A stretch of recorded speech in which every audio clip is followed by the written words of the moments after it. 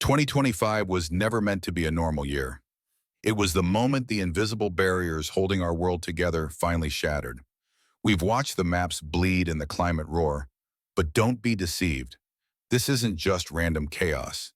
It's a sequence. From the drying Euphrates to the rise of AI-driven warfare, every tremor in 25 was a final contraction before the birth of 226. We have reached a threshold where ancient prophecy meets digital reality, and the prophetic clock is about to strike midnight. May 22nd, 2025. The sound of crunching metal echoes across the South China Sea. This wasn't a navigation error. It was a calculated strike. A Chinese vessel intentionally rams a Filipino boat at Sandy Cay Reef, sparking a chain reaction that has put the entire Pacific on a war footing. To the casual observer, this is a struggle for maritime routes. But for those who study the word, this is the sound of a prophetic barrier finally breaking. We are witnessing the strategic drying up of the way for the kings of the East. The Apostle John wrote about this nearly 2,000 years ago in the book of Revelation. The sixth angel poured out his bowl on the great river Euphrates, and its water was dried up to prepare the way for the kings from the East. For centuries, scholars looked at the maps of Iraq and Syria, watching the literal water levels drop. And they are dropping, reaching record lows in 2025. But listen carefully. This prophecy carries a weight that geography alone cannot hold. In the ancient world, the Euphrates was more than just a river. It was the absolute boundary between the Roman Empire and the rising powers of the East. It was the ultimate buffer zone.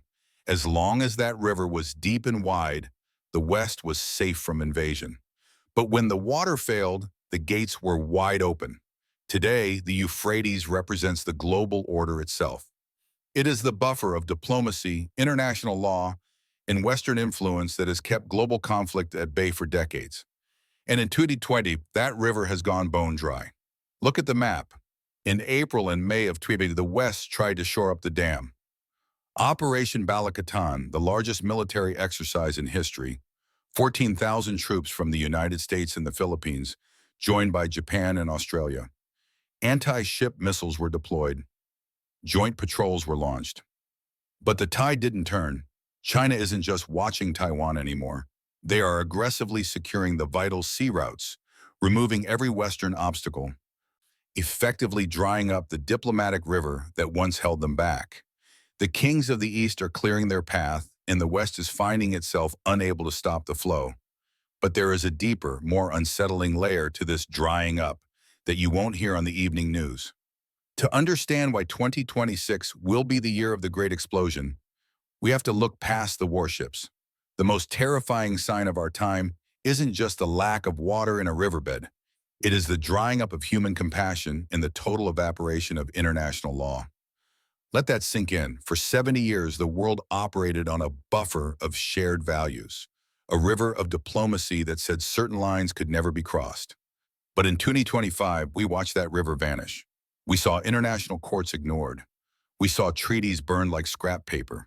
We saw the rise of a lawless era where might makes right and the weak are left to be trampled. When the Bible speaks of the river drying up to prepare the way for an army of 200 million, it is describing the collapse of the global conscience. We are entering a period of spiritual and political drought. The kings of the East are not just marching across a dry riverbed. They are marching through a world where the waters of moral restraint have completely evaporated. In 2025, we saw the nations of the West begin to fracture, weakened by internal debt, social decay, and a loss of will. The dam that once held back the giants of the East is cracking. As the buffer disappears, the path to a global conflict, the kind the Bible calls Armageddon, is being paved in real time. If 2025 was the year the river began to recede, then 2026 is the year the path becomes wide enough for the march to begin. The rifts are widening, the alliances are shattering, and as the waters of peace dry up, the world is preparing for a clash of empires that no human diplomat will be able to settle. But as the East prepares its march, a shadow from the North has already begun to move. It brings with it the smell of smoke and the chilling rumor of a fire that could consume every continent in a matter of seconds. This leads us to the most dangerous flashpoint in human history, October 2025, the month the world stood on the edge of the nuclear abyss. Number 9, Matthew 24. October 13th, 2025, the day the world came within a single sentence of total destruction. Dmitry Medvedev, the man standing at the very center of Vladimir Putin's inner circle, issued a warning that didn't just target borders, it targeted the survival of the West. If Tomahawk missiles are sent to Ukraine, we will no longer distinguish between a conventional strike and a nuclear one. Our response will be on the same level. Let that sink in. He wasn't describing a regional skirmish. He was describing the end of civilization. In one single week of October, the nuclear ghost was no longer a shadow in history books. It became a lurking monster in the room. But listen carefully, because the hardware of war is only half the story. That same day, any hope for a diplomatic exit was systematically dismantled. Vladimir Putin didn't just decline a peace proposal, he chose to escalate. He ordered the immediate deployment of the fearsome Oreshnik missiles to Belarus, hypersonic, nuclear-capable, and positioned to strike European capitals before the year's end. By the close of 2025, these weapons were no longer deterrents. They were loaded chambers. Look at the carnage unleashed in just 1 week of October. Russia unleashed a literal nightmare from the sky. 84 airstrikes, 193 guided bombs, and a massive, relentless swarm of over 6,300 Shahed drones. It was a rain of fire. In cities like Kiev and Kharkiv, 12,000 homes were plunged into absolute darkness, leaving families to freeze and bury their loved ones beneath the rubble of their own bedrooms. The figures are nothing short of a massacre. 46,000 Ukrainian soldiers killed, 380,000 wounded, and 10,000 tanks reduced to scrap metal. This is the hell of 2025. But there is a detail in the scriptures that most people overlook. 2,000 years ago, Jesus sat on the Mount of Olives and gave a chillingly precise diagnosis of our time. In Matthew 24, he said, "And you will hear of wars and rumors of wars." Pay close attention to that last phrase, rumors of wars. Why did he distinguish between the two? Because while a war destroys a city, a rumor of war destroys the soul. What we are witnessing right now is the rumor manifested as a global psychological siege. The nuclear threats from the Kremlin, the missiles moving through the forests of Belarus, the unbearable tension in the Taiwan Strait. This is the atmosphere of the end times. It is a spiritual runway, a trembling of the nations that makes world leaders panic and common people lose their sleep. Jesus didn't call this the end. He called it the beginning of birth pains. The contractions are getting faster. The intensity is becoming unbearable. If 2023 brought us to the very edge of the abyss, hanging by a single diplomatic thread, then everything points to 2026 being the year someone finally takes that last terrible step. The tension is no longer regional. It is a global fever. The world is a powder keg, and the fuse has already been lit. We are living in the rumor, but the reality is standing right at the door.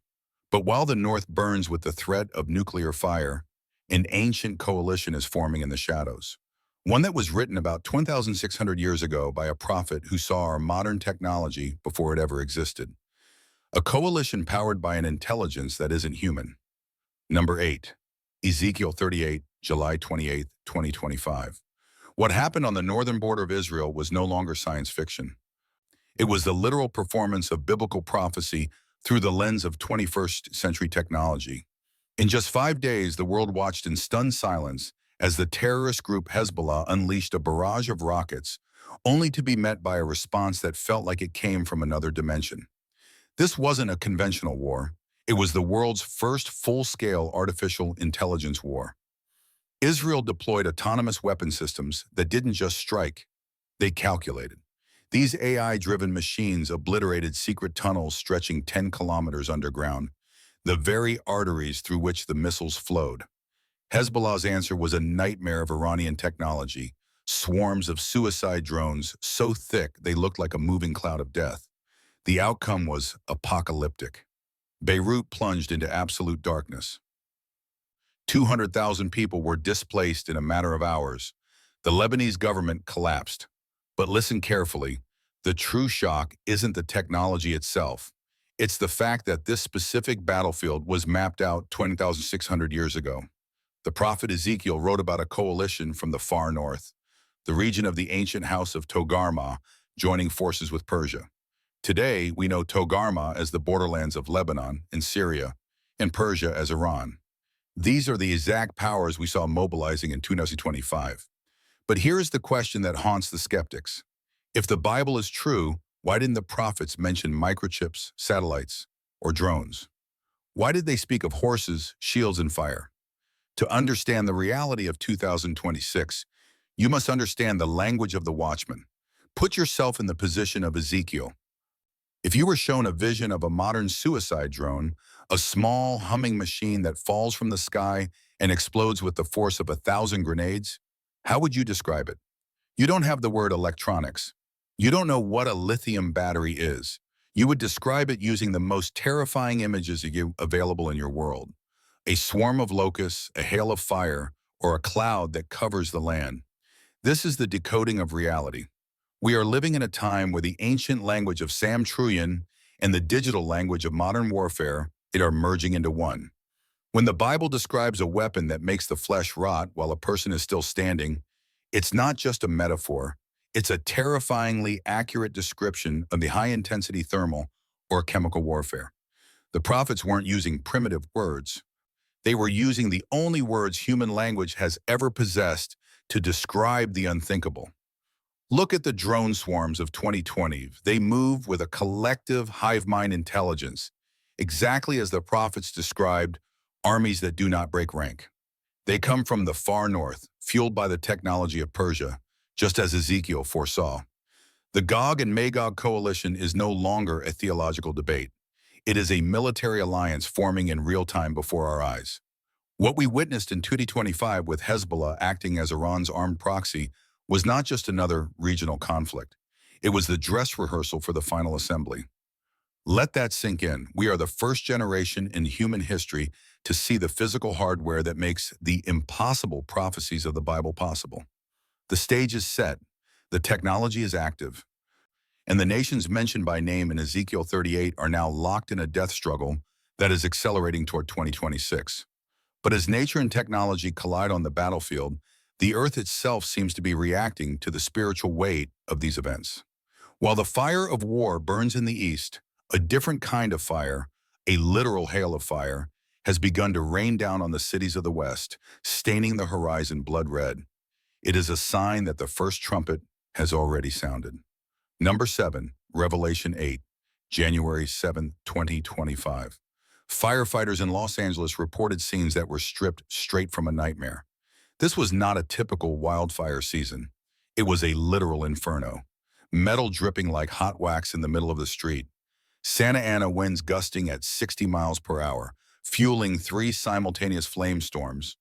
The Palisades, the Eaton, and the Sunset fires.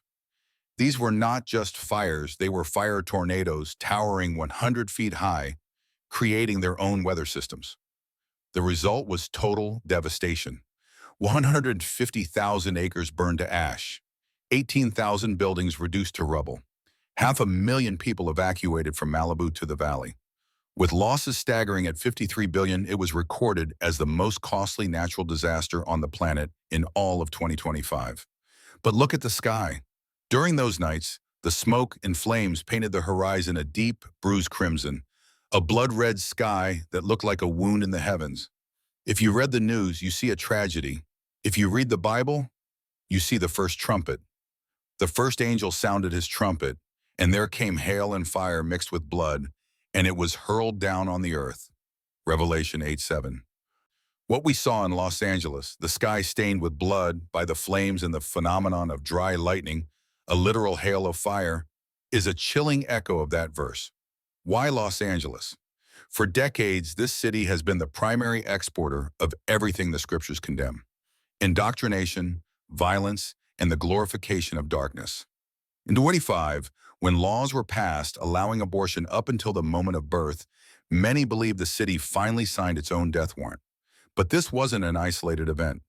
March 12, 2025, Australia's east coast turned into a scene from Revelation. Cyclone Alfred, a Category 4 monster, didn't just bring wind, it brought the ocean. A 26-foot wall of water slammed into the coast, turning residential streets into rivers 10 feet deep. Survivors described a sound that made their blood run cold, not the sound of water, but a continuous, deafening roar. Jesus warned of exactly this in Luke 21. There will be signs. On the earth, distress of nations with perplexity, the sea and the waves roaring.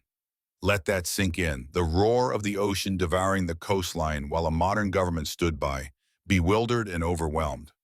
Now I know what some of you are thinking. I've seen the comments. If this is the first trumpet, why hasn't a third of the earth burned yet? Why is the destruction still localized to one city or one coast? This is the point where we often confuse the final judgment with the divine warning. Look at the patterns of nature. Before every massive hurricane, there are feeder bands. Before every birth, there are contractions. What we witnessed in Los Angeles and Australia in 2025 was not the end of the prophecy. It was a dress rehearsal. When the Bible speaks of a third of the earth, it is describing a process of unstoppable escalation. Los Angeles is the first fruit of a global trend of rebellion, and the disaster there is a warning to every other metropolis on this planet. God does not pour out his full wrath instantly. He allows these localized points of impact to happen so that humanity has one last chance to look up and wake up. We shouldn't be looking at the geography. We should be looking at the frequency and the intensity. When these local events begin to happen simultaneously, when one coast is drowning while the other is burning, that is when the contractions are at their peak. If a city that serves as the world's capital of entertainment can melt like wax in a single day, then no fortress of man is safe. These events are the first contractions of a world about to give birth to a new era. In 25, the warning bell rang. In 26, the full reality of the third of the earth will begin to unfold as the second and third trumpets sound. But while the earth is melting and the seas are roaring, another horseman has already begun his ride. Not with fire, but with a pair of scales and the crushing weight of a breadline. If you thought the roar of the sea was terrifying, wait until you hear the silence of an empty stomach. Because the rider of the black horse doesn't just bring war, he brings the death of empathy. Number 6, Revelation 6. Videos emerged from Sudan in 2025 showing scenes that are almost too horrifying to process. Civilians eating grass just to stay alive. This isn't just a political crisis. It is the physical manifestation of a horseman we were warned about nearly 2,000 years ago. Sudan's civil war has reduced cities like Khartoum and Senna to literal rubble. Senna's main hospital was destroyed, leaving thousands to die from treatable wounds. The numbers are staggering: 150,000 civilians dead, 10 million driven from their homes, and 25 million people, half the nation, depending on meager food rations just to see tomorrow. Every single day, children are dying from malnutrition. The UN has officially called this the worst humanitarian crisis on the planet. But listen carefully to the economic reality behind the carnage. In Khartoum, wheat prices skyrocketed by 300% in 2025. A simple loaf of bread now costs the equivalent of a full day's wages. Think about that. An entire day of backbreaking labor just for one piece of bread. Now look at what the Apostle John wrote in Revelation 6. I looked, and behold, a black horse. He who sat on it had a pair of scales in his hand, and I heard a voice saying, a quart of wheat for a day's wages. The rider of the black horse is the rider of famine. The scales in his hand are not a symbol of justice, but of extreme life or death rationing. When the price of basic survival reaches a full day's pay, the black horse is no longer a metaphor. He is riding through the streets of Sudan right now. But the horror doesn't stop at hunger. In February 2025, a viral video from Myanmar made the blood run cold for everyone who watched it. It showed soldiers shooting unarmed civilians in a marketplace. But the most chilling part wasn't the gunfire, it was the laughter. They were laughing hysterically while they pulled the triggers. This wasn't a tactical mistake, it was pure evil for entertainment. What is happening in Myanmar has moved beyond a civil war. It is an absolute descent into madness. The military junta has documented over 1,000 airstrikes on schools and hospitals. 3 million people have fled into the jungle with nothing but the clothes on their backs. We are talking about torture chambers, public executions of children, and temples desecrated to serve as military bases. Political analysts struggle to explain this level of atrocity, but the Bible gives us a precise diagnosis. The Apostle Paul described this exact moral collapse in 2 Timothy chapter 3. In the last days, perilous times will come, for men will be lovers of themselves, without natural affection, brutal, despisers of good. Let that sink in, without natural affection. This describes the total loss of the most basic human empathy, the fundamental instinct that makes us recoil at the suffering of an innocent child. In 2025, we witnessed the death of empathy. In Myanmar and Sudan, we saw that the greatest disaster isn't the bombs or the fire. It is the coldness of the human heart. When power matters more than a child's life and laughter erupts in the middle of a massacre, we are living through the perilous times the apostle foresaw. The black horse brings the famine of the stomach, but the collapse of natural affection brings the famine of the soul.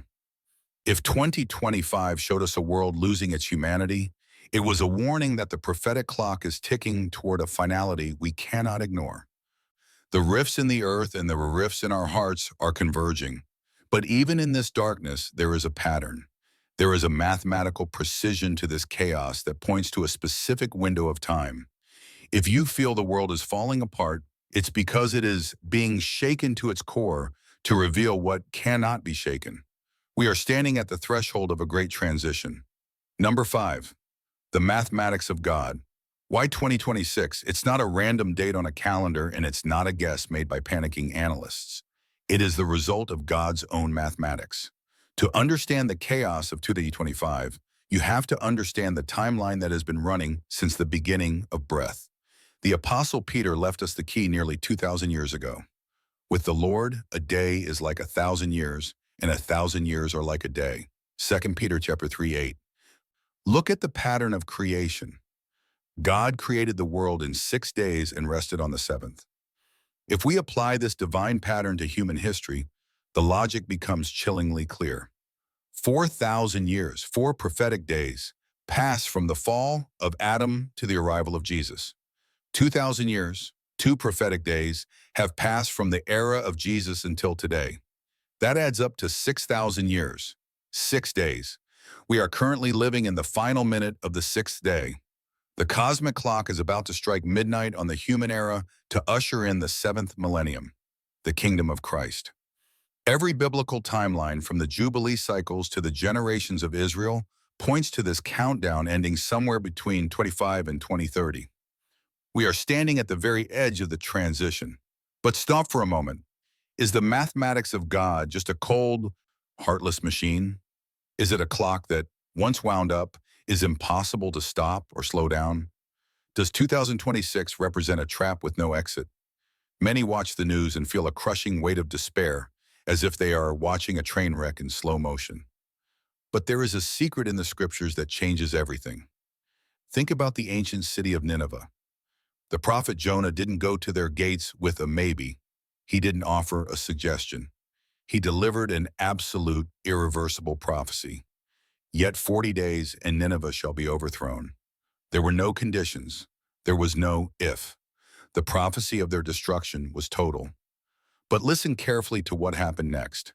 The entire city, from the king on his throne to the lowest servant, lowered themselves. They fasted, they repented, they changed their hearts. And the Bible records that God changed his mind. He stayed his hand. The absolute prophecy was delayed because the people reacted to the warning. This is the point we must grasp. Prophecy is not a death sentence. It is a final invitation. God does not announce the future to paralyze us with fear. He announces it so that we can change our reality.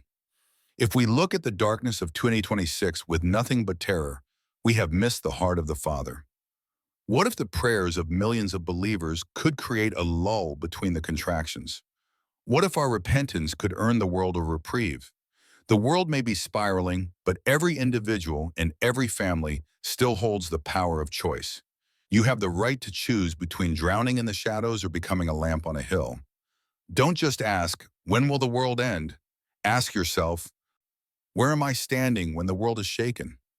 The delay of God is not a sign of his absence.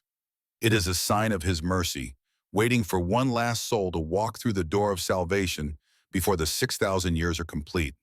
But as the clock ticks down, the question remains, what does it mean for you? If 2025 was the warning and 2026 is the threshold, how do you live in the final hour? You were not born in this era to be a victim of the news. You were born to be a witness to the truth. This leads us to the final piece of the puzzle, your role in the great unfolding. Number 1, Revelation 16. We are standing at the final minute of the 6th day. You were not born in this era to be a victim of the news, but a witness to the truth. In 2026, as the world plunges into darkness, you are called to be the salt and the light. So don't just watch the prophecy, be the answer to it. Share your bread, speak the truth, and keep your lamp burning bright. The rescue is closer than you think. Stand firm, stay awake, and subscribe to join the Watchman. I'll see you in the next revelation.